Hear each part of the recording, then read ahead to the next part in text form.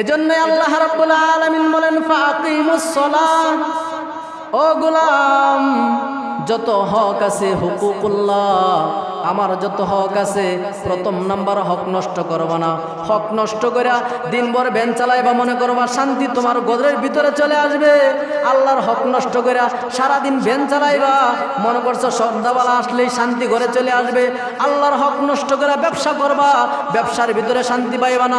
আল্লাহর হক নষ্ট করে চাকরি করবা, চাকরির ভিতরে শান্তি পাইবা না। আল্লাহর হক নষ্ট করে কৃষি কাজ করবা, ফসলের মাঝে বরকত পাইবা না। কারণ শান্তি দেওয়ার মালিক কে? ওরে মাটি করো না মাটির তরে তোমার মত জীবনটারে, ওরে মাটি করো না মাটির তরে তোমার মত জীবনটারে।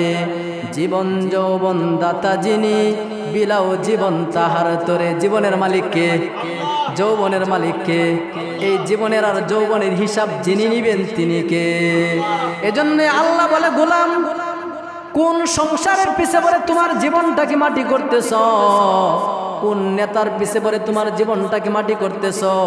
কোন নেত্রীর পিছে পড়ে তোমার জীবনটাকে মাটি করতেছ? কোন চেয়ারম্যানের পিছে পড়ে তোমার জীবনটাকে মাটি করতেছ? কোন ব্যবসার পিছে পড়ে তোমার জীবনটাকে মাটি করতেছ? কোন জনগণের পিছে পড়ে তোমার জীবনটাকে মাটি করতেছ? এই জীবনের মালিক যিনি, তিনি কিন্তু তোমার কাছ থেকে জীবনের এবং যৌবনের মালিক হিসাব নেবেন। কথা কোন ঠিক কি ঠিক না?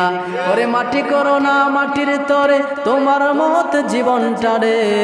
জীবন যৌবন দাতা যিনি, বিলাও জীবন তাহার তরে। এজন্য আল্লাহ রাব্বুল আলামিন বলেন গোলাম আমার হক নষ্ট করে শান্তি কোথাও পাইবি না।